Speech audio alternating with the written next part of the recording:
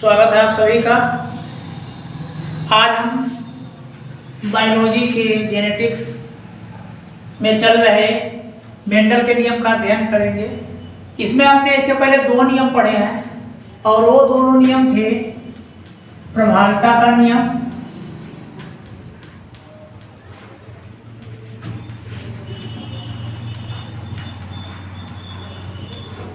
इसमें क्या था कि अगर एक प्रभावी लक्षण है, जैसे कि यह शुद्ध लंबा पौधा है, अगर इसको किसी अप्रभावी लक्षण शुद्ध बोने के साथ अगर हम क्रॉस कराते हैं तो अगली पीढ़ी में जो भी पौधे होंगे वे प्रभावी लक्षणों वाले होंगे। ठीक है, तो ये प्रभाविता का नियम था, सभी पौधे जो होंगे वो प्रभावी लक्षणों वाले होंगे। दूसरा नियम हमने पढ़ा था पृथक्करण का नियम या युग्मकों की शुद्धता का नियम। इसे हम कहते हैं युग्मकों की शुद्धता का नियम। इसमें क्या है कि जो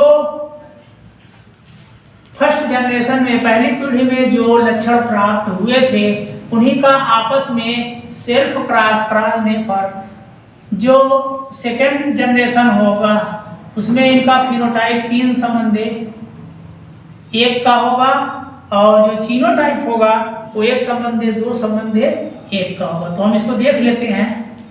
capital T capital T capital T small T, ये हो गया कैपिटल टी स्मॉल टी और ये होगा स्मॉल टी। यहाँ क्या देख रहे हैं कि यह जो शुद्ध लंबा है और शुद्ध पौना है, यह जो दोनों शुद्ध लक्षण वाले पौधे हैं, ये सेकंड जनरेशन में अलग हो जा रहे हैं, पृथक हो जा रहे हैं, इसीलिए इनको हमने पृथक्करण का नियम कहा। इसमें क्या है, अगर इसका हम फिनोटाइप देखें तो फिनोटाइप का मतलब जो आउटर स्ट्रक्चर होता है, जो बाहर से दिखता है, तो इसमें लंबे पौधे 1, 2 और 3, तो जो लंबे पौधे हैं वो 3 हैं और जो बौना पौधा है वो 1 है। तो इस तरह से इनका जो अनुपात होगा लंबे और बौने पौधे का वो 3 संबंधी 1 होगा। ये तो था फिनोटाइप। जीनोटाइप अगर हम पढ़ेंगे तो हम इसमें इसके जेनेटिक रूप को देखेंगे, अर्थात इसको हम आंतरिक रूप में देखेंगे। तो हमने यहाँ देखा कैपिटल टी, यहाँ कोई कैपिटल टी नहीं है, यानी जो शुद्ध लंबा है वो कितना है, शुद्ध लंबा संबंधी आपका हो गया संकर लंबा। संकर लंबे 2 है, संबंधी 1 शुद्ध बौना। ठीक है, तो देखिए शुद्ध लंबा 1 संबंधी संकर लंबे 2 और संबंधी शुद्ध बौना 1। तो इस तरह से यह जो इनका जीनोटाइप अनुपात होता है वो 1 संबंधी 2 संबंधी 1 हुआ। इसे हम युग्मकों की शुद्धता कहते हैं, क्योंकि इसमें जो युग्मक थे, जो शुद्ध वाले लक्षण थे, एक शुद्ध लंबा और शुद्ध बौना, ये दोनों पृथक हो गए। इसके बाद हम इसका थर्ड रूल पढ़ेंगे जो कि स्वतंत्र अवरोहण का नियम कहलाता है। ये है स्वतंत्र अवरोहण का नियम। ठीक है, इसको कहते हैं लॉ ऑफ इंडिपेंडेंट डोमिनेंस या लॉ ऑफ फ्री डोमिनेंस। इसके अतिरिक्त इसको हम द्विसंकर क्रॉस भी कहते हैं। यहाँ द्विसंकर क्रॉस इसलिए कहते हैं कि इसमें हम 2 लक्षण साथ में लेंगे। जब 2 लक्षणों का एक साथ क्रॉस कराते हैं तो उसे द्विसंकर क्रॉस कहते हैं, और जब एक ही लक्षण लेंगे, जैसे लंबाई ले लिया या पुष्प का रंग ले लिया या फली का आकार ले लिया, अगर हम कोई एक लक्षण को लेके अगर हम क्रॉस कराते हैं तो वह एक संकर कहलाता है, जैसे प्रभाविता का और पृथक्करण का नियम था। हम इसमें पढ़ेंगे। इसमें कह रहा है कि जब जोड़े के लक्षणों का क्रॉस कराया जाता है तो जो अगली पीढ़ी होती है उसमें लक्षण जोड़े में ही आते हैं और जो उनका अनुपात होता है वो हमेशा 9 संबंधी 3 संबंधी 3 संबंधी 1 आता है। ठीक है, इसको हम देख लेते हैं। जैसे अगर गोल मटर और पीला कलर वाला दाना, जो शुद्ध गोल मटर हो, स्वस्थ हो और उसका जो कलर होता है वो पीला हो, इसका हम क्रॉस एक अविकसित दाना जो कि झुर्रीदार हो, पिचका हुआ हो और वो हरा टाइप का दिखता हो, तो यह अविकसित हुआ और यह विकसित हुआ, तो यह हुआ गोल पीला, गोल और पीला, और यह हुआ झुर्रीदार और हरा।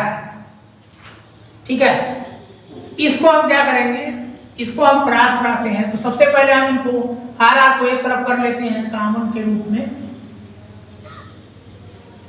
तो ये है, इनको हम क्या करेंगे इस तरह से कैपिटल आर स्मॉल आर, और इसको हम क्या करेंगे इधर कर देंगे, तो हो गया कैपिटल वाई स्मॉल वाई। ठीक है, अब क्या करेंगे, अब हम आपस में क्रॉस कराते हैं। तो कैपिटल आर कैपिटल वाई,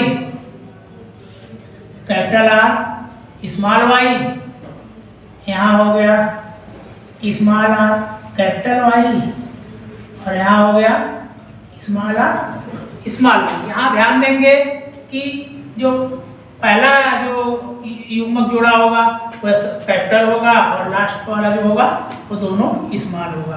अब हम इसका खाना बनाते हैं,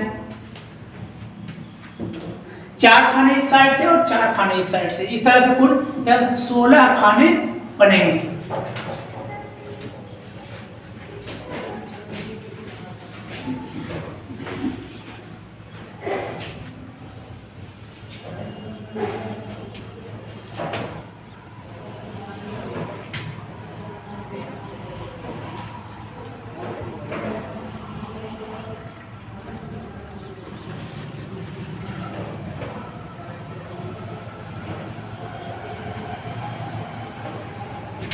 ठीक है, आप देखिए, अब हम इनको लिख देंगे क्षैतिज और ऊर्ध्वाधर। तो पहले लिखेंगे capital R capital Y, capital R small Y, small R capital Y और स्मॉल आर स्मॉल वाई। इसी को ऐसे भी हम लिखेंगे capital R capital Y, capital R small Y, यहाँ लिखेंगे small R capital Y, small R small Y. ठीक है, अब इनका मल्टीप्लिकेशन करेंगे तो हो जाएगा capital R capital Y capital Y, capital R capital Y small Y. अब ये हो गया capital R small R capital Y. फिर इसको लेंगे इसके साथ, तो capital R small R capital Y small Y. ठीक है, यहाँ फिर लेंगे इसके साथ, तो हो गया कैपिटल आर, ये हो गया कैपिटल वाई स्मॉल वाई। ठीक है, फिर यहाँ देखिए आप कैपिटल आर स्मॉल वाई, फिर इसका होगा capital R capital Y small Y, फिर ये हो गया कैपिटल आर स्मॉल वाई, यहाँ हो गया capital R capital Y, capital R small R capital Y small Y. यहाँ आ जाएगा फिर स्मॉल आर कैपिटल वाई। अब ये इसके साथ होगा small R capital Y small Y. यहाँ लेंगे हम capital R capital Y small Y, capital R small Y small Y. ये हो गया small R capital Y small Y. यहाँ हो जाएगा small R small Y small Y. पहला कैपिटल सभी आएगा और लास्ट वाला सभी स्मॉल आएगा। अब हम इनको इसके फिनोटाइप में लिखते हैं, तो यह हो गया गोल पीला। देखिए यह आर को राउंड गोल से और वाई को पीला से। यहाँ पर एक कैपिटल और एक स्मॉल रहेगा, तो कैपिटल जो वर्ड होगा वो जिस लक्षण को प्रदर्शित करेगा हम उसी को लिखेंगे। जैसे कैपिटल वाई स्मॉल वाई है, तो पीले के साथ ये हरा है, तो हम यहाँ हरा नहीं जोड़ेंगे, हम सिर्फ पीला ही कहेंगे। तो यह हो गया गोल और पीला। यहाँ भी हो गया गोल और पीला, यह भी हो गया गोल पीला।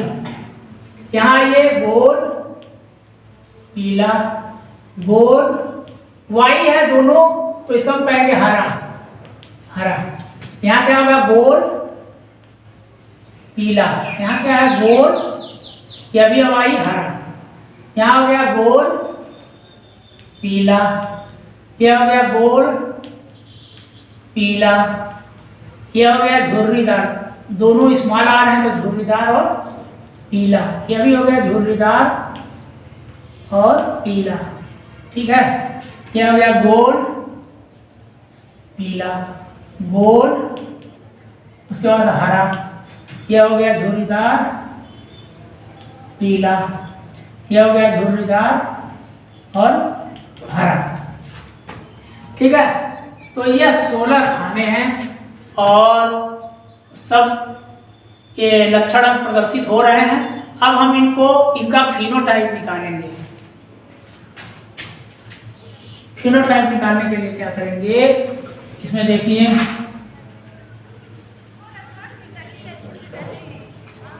फिनोटाइप बराबर, पहले लीजिए गोल पीला कितने हैं, गोल और पीला, तो गोल पीला लीजिए 1 2 3 4 5 6 7 8 और 9। गोल पीला कितने हुए, 9 हुए। अब हम लेंगे गोल हरा, गोल हरा देखिए, गोल हरा 1 2 2 और 3, तो गोल हरे हुए 3। अब हम लेंगे झुर्रीदार पीला, झुर्रीदार पीला, झुर्रीदार पीला कितने हैं, अब देखिए इसमें झुर्रीदार पीला 1, झुर्रीदार पीला 2 और झुर्रीदार पीला 3, कितने हुए 3। अब बचा क्या, झुर्रीदार हरा, झुर्रीदार हरा, तो झुर्रीदार हरा देखिए एक ही बचा है, तो इस तरह से 1 आएगा। ठीक है, तो जो इनका अनुपात होगा वह होगा 9:3:3:3:1, यही इसका अनुपात है। ये सभी लक्षण जोड़े में आते हैं, यही मेंडल का तृतीय नियम या स्वतंत्र अभिवहन का नियम है।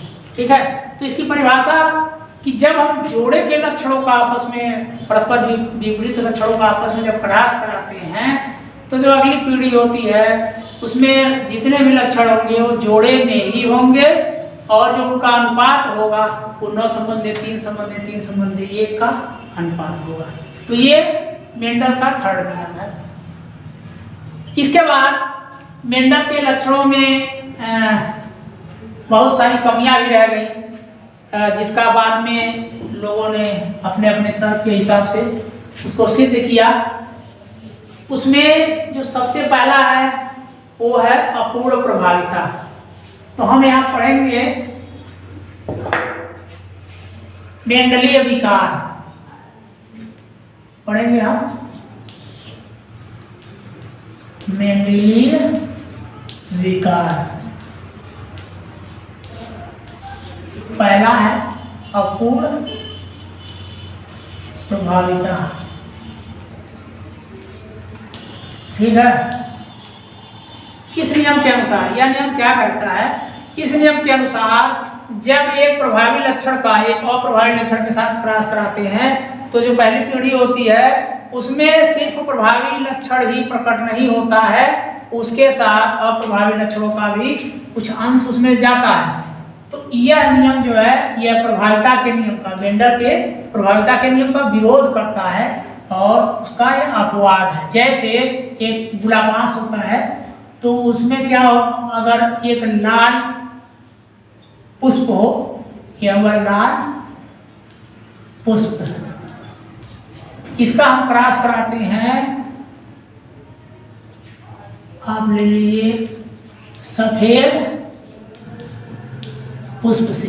ठीक है, लाल पुष्प का सफेद पुष्प से क्रॉस कराते हैं तो जो यह नेक्स्ट जनरेशन होगा उसमें RW, मतलब क्या हुआ कि यह पिंक हुआ, यानी गुलाबी। ठीक है, क्या दिख रहा है यहाँ पर, यह दिख रहा है कि लाल भी इसमें है और सफ़ेद भी है, जिस कारण से इसका रंग गुलाबी हो गया। तो ऐसा नहीं है कि जो प्रभाविता का नियम है कहता है कि सिर्फ प्रभावी लक्षण ही प्रकट होंगे, ऐसा नहीं है। इसमें दोनों के लक्षण प्रकट हो रहे हैं, इसीलिए यह मेंडल के प्रभाविता नियम का अपोजिट है, विरोध करता है, जिसे अपूर्ण प्रभाविता का नियम कहते हैं। सेकेंड आपका है सह प्रभाविता। सह प्रभाविता का सबसे अच्छा उदाहरण है जो माँ बाप के ब्लड ग्रुप होते हैं। जैसे आप ऐसे समझिए कि यदि पिता का ब्लड ग्रुप ए है, ठीक है, पिता का ब्लड ग्रुप ए है और माता का बी है, तो अगर जो इनके संतान होंगे अगले जनरेशन में उनका ब्लड ग्रुप ए बी हो जाएगा, जो क्या है, दोनों को साथ साथ लेके चल रहा है, अर्थात ए भी प्रभावी है और बी भी प्रभावी है। तो इसी को कहते हैं सह प्रभाविता, यानी साथ साथ दोनों लक्षणों का प्रभावित होना। अगर हम इसको देखते हैं कि सभी हो रहे हैं कि नहीं साथ साथ प्रभावित, तो आप ले लीजिए ए ले लीजिए, इसमें बी ले लीजिए, इधर से भी ए और इधर से बी। अब ठीक है, तो इसमें जो हमारा होता है यहाँ पर होगा ए और बी, ठीक है, तो यहाँ पर आएगा ए, यहाँ पर होगा ए बी, यहाँ पर हो गया ए बी और, ठीक है। यहाँ पर आप देख रहे हैं कि यह जो बी ब्लड ग्रुप है, ठीक है, यहाँ हम देख रहे हैं कि जो बी ब्लड ग्रुप है वह उनके संतानों में जा रहा था, दोनों समान रूप से उसके अगले जनरेशन में प्रभावित होते हैं, इसीलिए इसको सप्रभाविता का नियम कहते हैं। अब हम आएंगे वर्णांगता और हीमोफीलिया पर। हीमोफीलिया एक ऐसा रोग है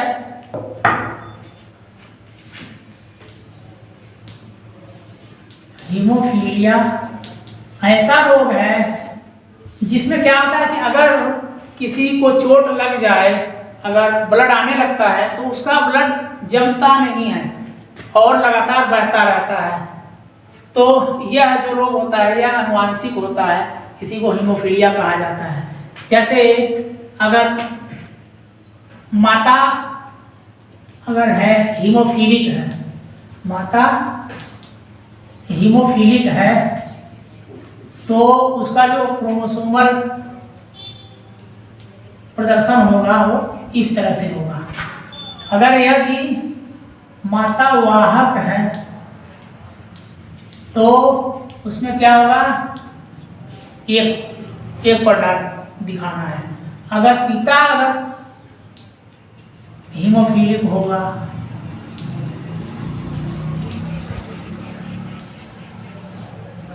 तो क्या हो गया,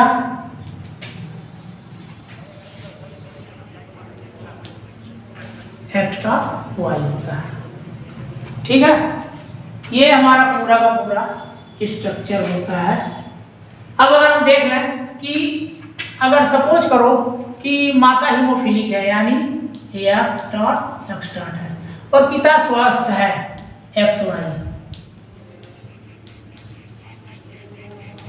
पिता स्वस्थ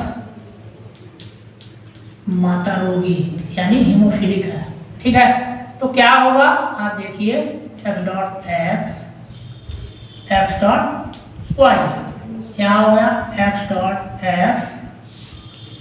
डॉट वाई। क्या हुआ, जितने भी संतान हैं अर्थात ये जो दो लड़कियां हैं वह भी वाहक हो गई और जो दो लड़के हैं वे क्या हो गए, हीमोफीलिक हो गए, वह पूरी तरह से ग्रस्त हो गए, ठीक है ना। तो जो संतान होंगे वह हीमोफीलिक होंगे, पूरी तरह से ग्रस्त होंगे, लड़के होंगे जो ग्रस्त होंगे और जो लड़कियां होंगी वाहक होंगी, मतलब उसके अंदर उस लक्षण और उसके जो डीएनए है वो उसके शरीर में वो है, लेकिन वो लक्षण बाहर से प्रदर्शित नहीं होता है और वो अगले पीढ़ी में वो जा सकता है, वो लक्षण प्रदर्शित हो सकता है। ठीक है, तो इस तरह से यह मेंडल का तीसरा नियम और मेंडली विकार ये पूरा का पूरा कंप्लीट होता है। इसके बाद हम नेक्स्ट टॉपिक में इसकी आगे चर्चा करेंगे। थैंक्स।